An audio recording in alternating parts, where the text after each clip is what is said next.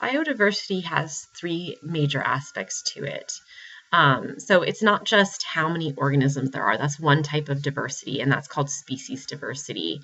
But there's also genetic diversity. So how much genetic variation there is between and within populations. And also ecosystem diversity. How many different ecosystems are there, and what functions do they have? And in reality, all three of these are really important. I would say that in general, species diversity tends to get the most attention, especially from the public. But all of the ecosystem diversity and genetic diversity can be just as important and, in fact, connect and make species diversity possible. So we're talking about biodiversity because there are some threats to biodiversity. So let's talk first about the terms endangered or threatened. Many people have heard these terms before.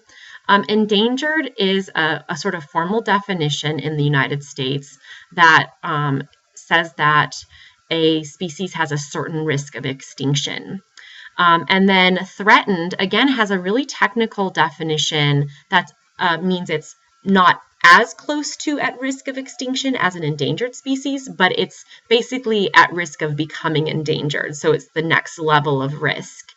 And depending on the country or the organization, these definitions can differ. In the United States, these definitions, like I mentioned, are really formal because it has to do with the Endangered Species Act. So if a species is listed as endangered, so if a body of evidence and scientists and the federal government have decided to classify them as endangered, then a species becomes entitled to certain levels of protection. So that can be really important in the United States because that is the first step to the species becoming recovered. I mentioned the bald eagle in a previous lesson, and the bald eagle's recovery really began with being listed as an endangered species, which granted it a lot of protections, especially for its reproductive chances. So their nests especially got a lot of protection, and that was an important part of their recovery. So we are currently experiencing a biodiversity crisis, which is really especially about extinction. So extinction is when a species literally reaches levels so low that they're no longer considered even existing. So there might still be some small examples of them, like a lot of times if a species is extinct, there might still be some that are in zoos, but they're not present in the wild. Extinction can be a natural process, so we'll focus on human causes, but there are, over the course of not human history, but Earth's history, been many examples of extinctions. There's been mass extinctions, so for example, the KT event, sort of natural climate change processes that have occurred, so shifting from an ice age, for example, or going back to an ice age, have caused mass extinctions. And then there's just generally a background rate of extinction where organisms just seem to no longer be super adapted to their environment or things like that. And that background rate of extinction has been sort of extrapolated from the fossil record. So looking to see what's the sort of average, if you will, span is for a species before it goes extinct. And so using those historic data has led people to conclude that the rate of extinction that we're experiencing today is much more rapid than has ever occurred. And so that's why it's being called a biodiversity crisis. It, just to be clear, has not reached the levels of a mass extinction. So there's people who debate this issue, but the general consensus is we're not in a mass extinction, but we are in a crisis where we're especially losing a lot of birds and mammals, which seem to be more vulnerable to human activity. And this is just showing the rate of extinction in birds and mammals over the last 400 years or so. And so we see a rapidly increasing rate of extinction. This red line here is showing the growth of the human population. And so it's really not that surprising that as human needs and uses of the environment have increased, that has left less space for birds and mammals and caused those extinctions. So we'll take a look at a couple of specific examples of how humans can cause extinctions. Many of these we've sort of touched on before, but haven't sort of said this explicitly. So introduced species, these are non-native species. So I discussed previously the brown tree snake in Guam, for example. So they can be introduced predators. Again, I mentioned the brown tree snake. Rats, cats, and the mongoose account for 43% of recorded bird extinctions. So huge problem. Cats, for example, on a lot of islands, they got introduced on islands, and they would just decimate the bird population. The birds might actually be laying their eggs on the beach because there was no natural predator for their eggs, and the cats just killed all of their chicks. So that's one way. In addition, we've also looked at introduced diseases, like we talked about the chestnut blight that caused the extinction of the American chestnut tree that came from Asia. Also, if you look at Hawaiian birds, we see a loss of half of native Hawaiian birds due to avian malaria that was introduced from non-native. So this is a huge issue. Direct exploitation. This is things like hunting, fishing, and collecting. In the case of plants, many examples of this. The passenger pigeon used to be widespread throughout the United States, but was hunted to extinction by the early 20th century. The Carolina parakeet. Many whale species almost went extinct. So they were on the brink of extinction in the 1980s when there was a moratorium. That means a stop. So there was an international agreement to end commercial whaling. There's only a couple of countries that still hunt whales, and for various reasons that we won't get into. But for the most part, whale hunting has been stopped, and we've seen some recovery of whale populations because of that. You can also have over-collecting of plants. There's some medicinal herbs in particular that have been over-collected in the wild are at risk of extinction for that reason. Habitat destruction, deforestation is a prime cause of extinction. So sometimes there's this misconception that deforestation is for logging. Logging is just one reason why there's deforestation. So logging is the cutting down of trees to sell them. But in fact, you see a lot of deforestation actually happening to clear land for agricultural crops. So we've seen, for example, a lot of tropical rainforests being burned down to grow palm oil, or to grow palms for palm oil. This is a huge one right now.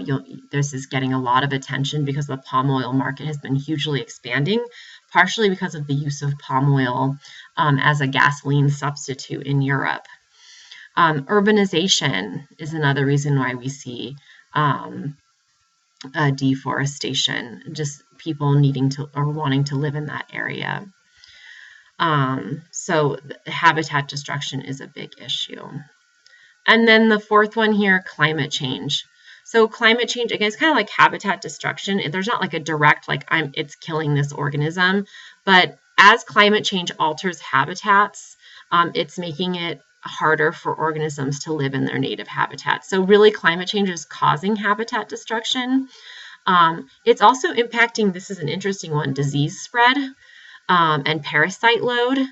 And so we see that, for example, amphibians in tropical regions may actually be dying more from parasites because the parasites are surviving better in the increased temperatures.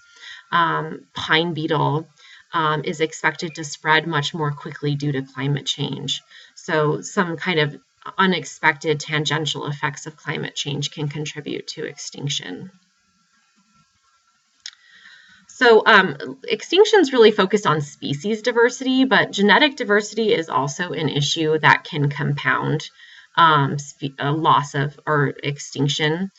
So loss of genetic diversity can occur for many reasons that I've listed here. Inbreeding. So as a population gets small, they're more likely to mate with relatives, which is what inbreeding is. And inbreeding creates or favors homozygosity. And this goes way, way back to when we were looking at natural selection and the causes of microevolution. And so inbreeding favors homozygosity, and so that can be a problem if there's disease alleles.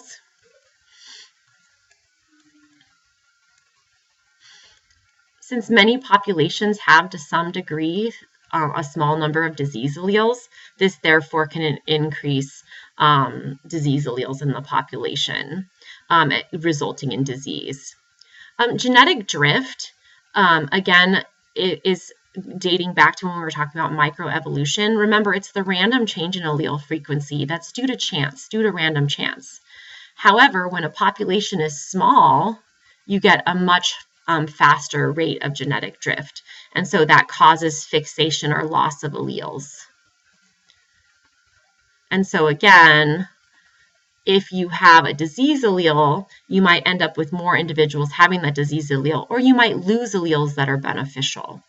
And that happens more quickly if your population is small. And then the other impact of a population being small is a limited mating. So there's less mates available. And this can really have a high impact on some organisms more than others. So many organisms have a much smaller effective population size than their actual population. So an effective population size is the number of individuals that actually contribute genes to future populations. So in other words, not everybody gets to mate. And so only the organisms that mate are part of your effective population size.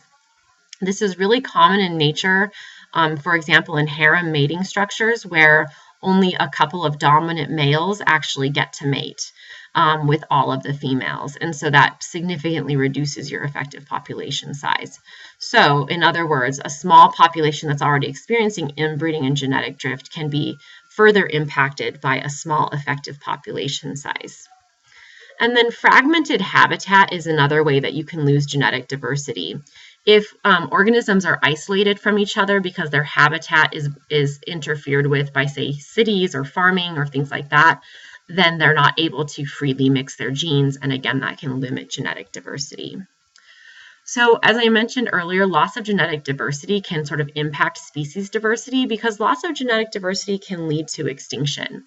And this is because it affects the overall fitness of a species. So it can reduce the fitness of a species, makes them more susceptible to disease, makes them less able to adapt to the environment. Maybe they lose favorable traits that were helping them be more effective in their environment. And this is an illustration of that point. And so this is tracking the number of males in a prairie chicken population. The prairie chicken almost went extinct. It's endangered. And what happened was, as the prairie chicken male population declined, is the red line here, there was a major decline in the number of eggs hatched. That's the blue line. The number of eggs hatched is just a readout for overall fitness of the offspring. So some collective features of the offspring, diseases or whatnot, was reduced when there was less genetic diversity in the males because there was less males. And then as the male population started to rebound a little, there was an improvement in egg hatching. So again, this is just illustrating the connection between the genetic diversity and overall fitness. Grizzly bears are another kind of example of this problem. Grizzly bears need very large population sizes because their effective population is really small. Only 25% of the population actually ever breeds. And so they have that challenge. And then in addition to that, they have significantly reduced and fractured habitat. So this yellow here is where the grizzly bear used to range. So it had a huge part of the western United States that it would travel through. And so that increased the genetic diversity of the population. Today, if you look at the current distribution, they're in relatively small areas of the country. Yellowstone National Park, some areas of Idaho that are really remote, the Bitterroot Mountains. Up here is Glacier National Park. and then some remote areas of the Cascade Mountains. And that's the major places where you still find them. And so Yellowstone bears can no longer get to Glacier National Park bears because their habitat has been fragmented by ranching and other human activities. So in a situation like this, humans oftentimes will intervene to increase genetic diversity in populations. One of the things that they do is move animals around. And so you've seen this for example, in some of the game reserves in Africa. Well, they'll actually move lions from one game reserve to another to promote genetic diversity of the population. Interestingly, this is also a big issue for zoos. If zoos just let the animals at their zoo breed with each other, they eventually end up with really inbred populations with low overall fitness. And so you see zoos actually exchanging animals for breeding purposes to try and reduce the amount of inbreeding. Of course, inherently, even if zoos are exchanging with each other over time, zoo populations will be much more inbred than wild populations. Which poses some challenges when zoos are responsible for conservation. So for example, if a zoo is going to be trying to do captive breeding programs that we'll talk about a little bit, they have to be aware that their zoo population might already have a significant loss of genetic diversity.